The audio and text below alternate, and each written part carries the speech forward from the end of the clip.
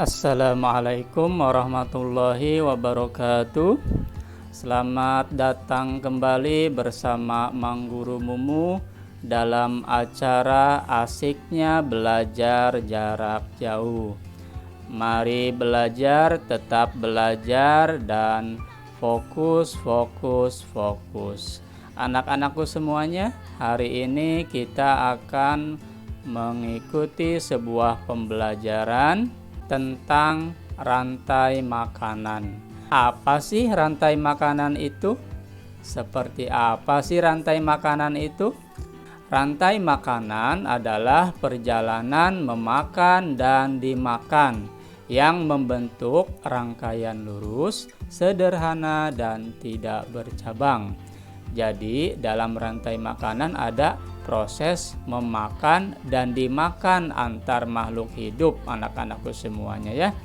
Rantai makanan bisa dikatakan proses perpindahan energi makanan dari matahari ke sumber daya tumbuhan, lalu ke hewan melalui jenjang makanan.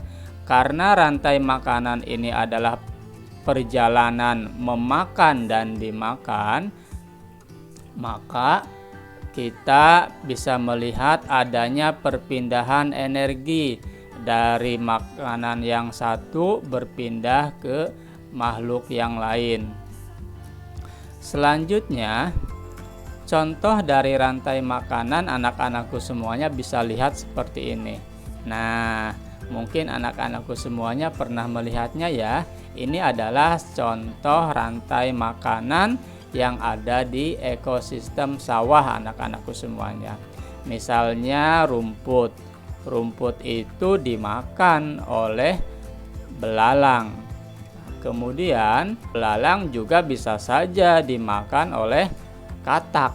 Nah, di sana ada proses memakan dan dimakan. Belalang memakan rumput, nah belalangnya sendiri dimakan oleh katak.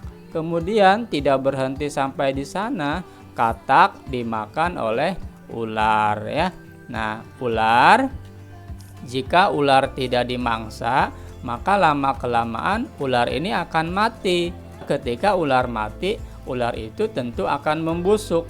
Nah, proses pembusukan ini adalah proses penguraian. Penguraian ini dilakukan oleh bakteri ataupun jamur, sehingga tubuh ular membusuk menyatu dengan tanah.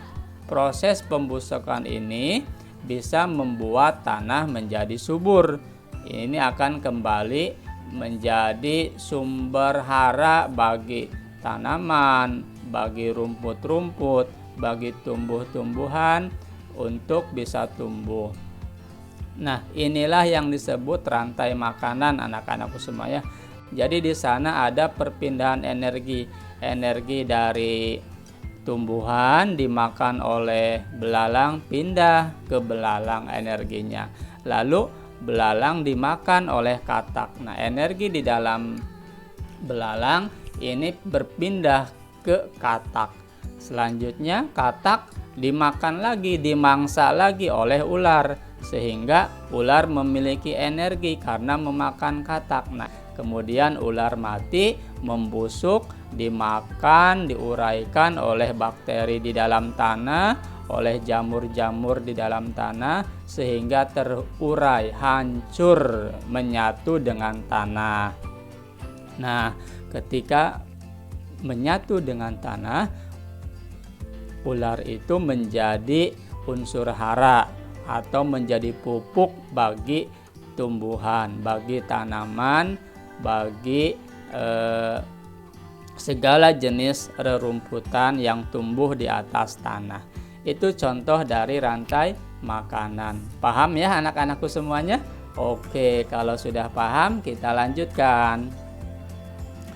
Dalam rantai makanan, peran makhluk hidup itu dikelompokkan menjadi 3, anak-anakku semuanya. Apa saja yang 3 itu? Nah, di sini pertama ada yang berperan sebagai produsen. Waduh, apa sih produsen itu? Nanti kita jelaskan ya. Yang kedua ada yang berperan sebagai konsumen. Lalu yang ketiga ada yang berperan sebagai decomposter atau pengurai. Baik, kita jelaskan satu persatu ya anak-anakku semuanya.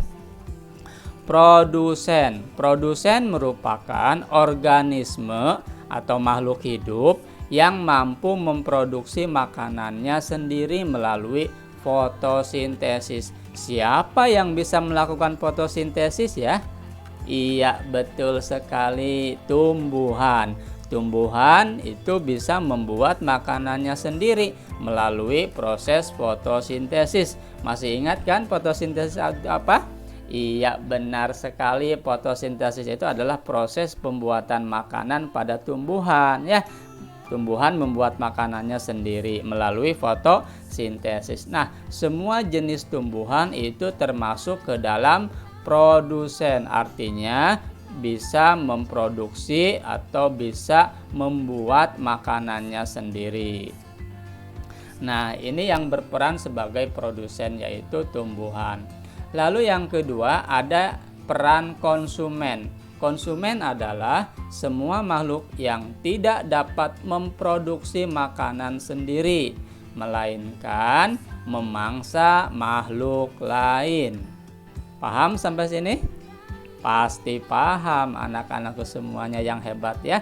Nah, jadi konsumen itu tidak bisa memproduksi makanannya sendiri. Dia hanya bisa memangsa makhluk lain, baik itu memakan tumbuh-tumbuhan, memakan rerumputan, memangsa hewan lain, dan lain sebagainya. Nah, konsumen terbagi menjadi 3 anak-anakku semuanya.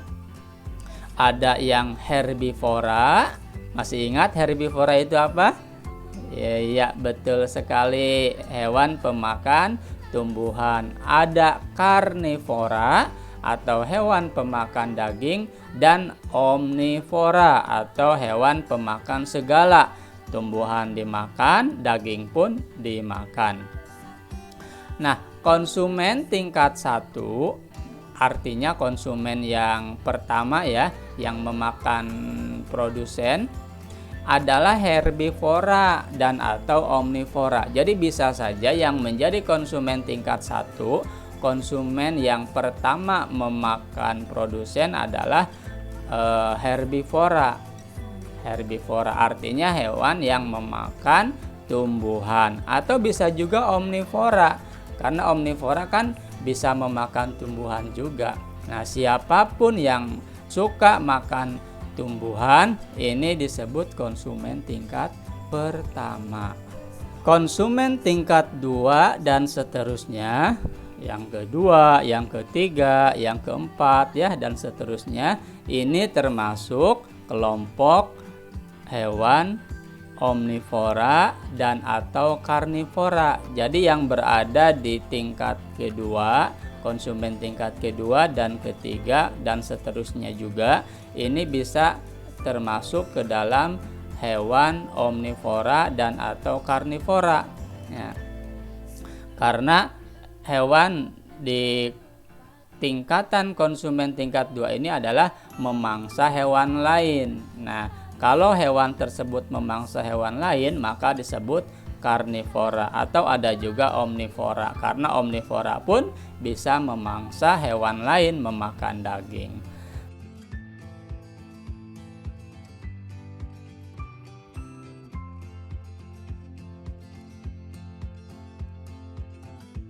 Selanjutnya anak-anakku semuanya, decomposter. Nah, ada juga yang berperan sebagai decomposter atau pengurai. Nah, pengurai ini berperan menguraikan bahan organik menjadi bahan anorganik yang akan digunakan sebagai unsur hara oleh produsen.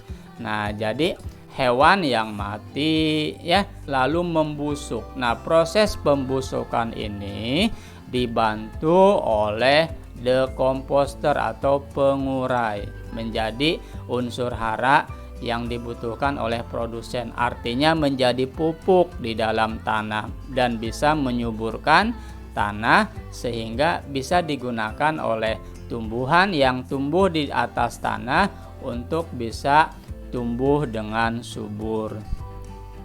Makhluk yang berperan sebagai dekomposter ini adalah bakteri dan fungi atau jamur-jamuran ya. Semua jenis jamur itu bisa membusukkan makhluk lain. Baik anak-anakku semuanya, demikianlah pembelajaran kita pada kali ini. Asiknya belajar jarak jauh, tetap belajar meskipun jarak jauh. Wassalamualaikum warahmatullahi wabarakatuh.